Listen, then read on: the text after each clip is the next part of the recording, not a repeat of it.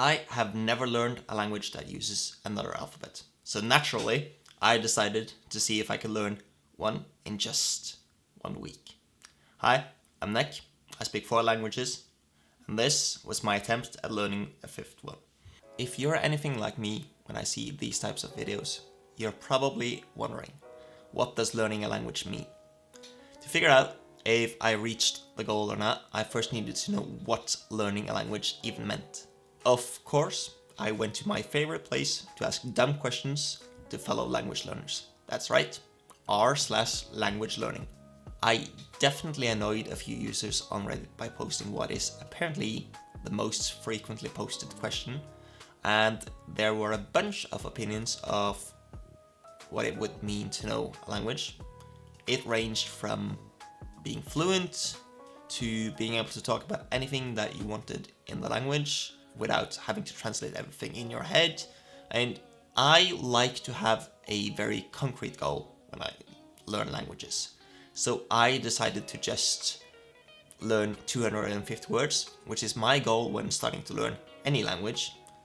I do have a video series on how to go from being a complete beginner to being fluent and even beyond that. So if you're interested, I'll link that series below and you can take it at your own pace instead of trying to push yourself to do it all in 1 week like I did. So the goal actually just turned into being able to read manga in Ukrainian, as my theory with any language is that with a vocabulary of 250 words and a few specific words that you just have to learn with the early chapters, you should be able to read manga. I eventually managed to find Fairy Tail, which is a manga that I have already read and that I would love to reread. So to achieve my goal, I just had to manage to read the first chapter of Fairy Tail in Ukrainian. I'm also realizing that I never explained why specifically I'm studying Ukrainian. So at school where I work, there are several students that are refugees from Ukraine and they don't know how to speak Norwegian. So due to a course that I'm taking this coming year, instead of teaching a lot of regular classes, I will be working with them and other students from other countries to reach the point where they are able to follow regular classes. I mentioned that Ukrainian is the first language where I don't know the script beforehand. It doesn't use the Latin alphabet. So for learning the script, Duolingo fortunately has a plan where it teaches you how the individual letters sound, and it didn't really take me long to learn the 28 letters well enough to be able to read. I am still messing up some of them at times, especially the ones that look very similar to letters in the Latin alphabet, but I have no idea how it would be to learn Japanese with all of the different kanji characters and the difference between hiragana and katakana and the interaction with all 3 of these. We'll get to that language eventually. Not saying it's going to be language number 6 or anything like that, but I will eventually get to it. So if you're finding this video a few years down the line, then I might have started that as well. I basically only spent time using Duolingo and nothing else. I did watch one movie with subtitles in Ukrainian, and I also spent a couple of hours playing Minecraft with a language set to Ukrainian. Didn't find that as useful as I would have hoped. I did initially want to spend some time with Anki to really memorize the words that I'd been learning, but with all the extra studying, I didn't end up setting up all the words that I'd learned as flashcards.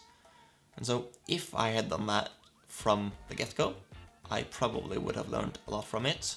While I'm not really a fan of memorization, I am finding it a lot more difficult to memorize the new words that I am learning just because of how they look. I can't really relate them to any of the words that I know in other languages just because of the sounds. So maybe the new alphabet is tripping me up a bit more than I initially thought, but I would say that Duolingo taught me by far the most Ukrainian out of all the methods that I used, but not all that I learned was super helpful. Probably 3 hours of my studying was spent learning about numbers in Ukrainian.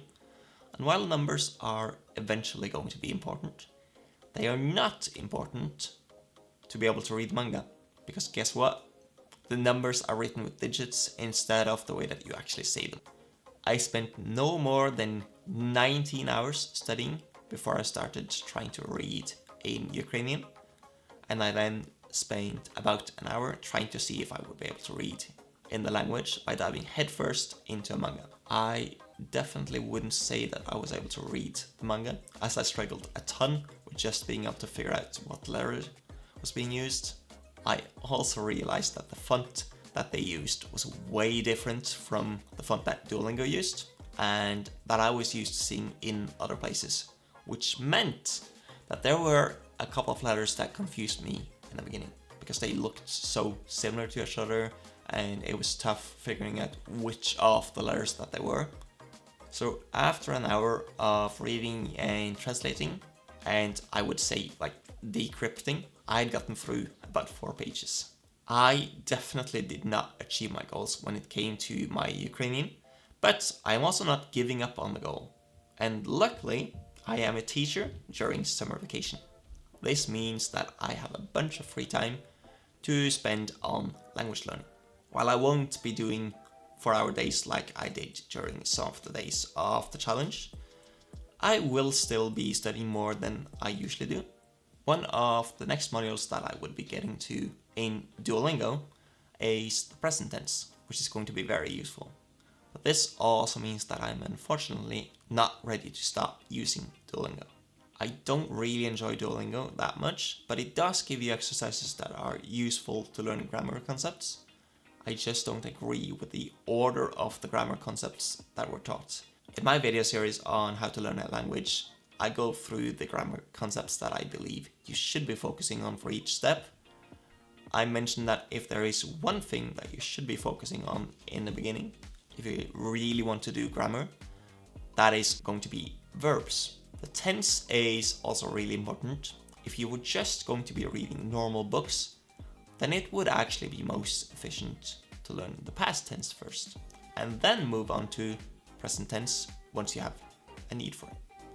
That is because regular books are always talking about past events. However, manga is different because 90 to 95% of what you're reading in a manga is dialogue.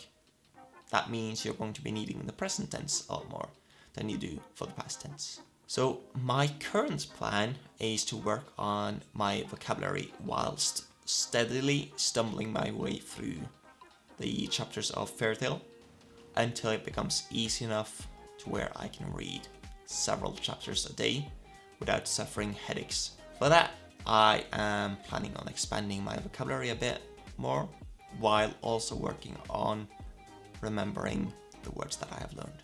My main goal is not to be able to understand every single word that I read. That isn't even my main goal with reading French, which I used to do a lot of before I started learning Ukrainian, and I'm definitely going more back to that now, in addition to my Ukrainian.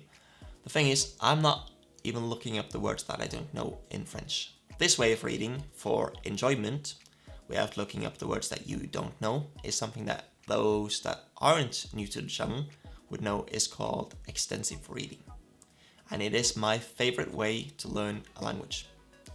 The thing about extensive reading is that you need to know most of the words. About 90% of the vocabulary is sort of a bare minimum. And I was supposed to have that level after just 1 week. I am planning to give Anki another chance when it comes to memorizing vocabulary, and I want to show how I would use Duolingo in the most effective way for a challenge like this. Both of these are going to be separate videos, so let me know which of those that you would want me to focus on first. And if you're interested in seeing the framework that I use to go from a complete beginner to fluent in any language, then check out this video next.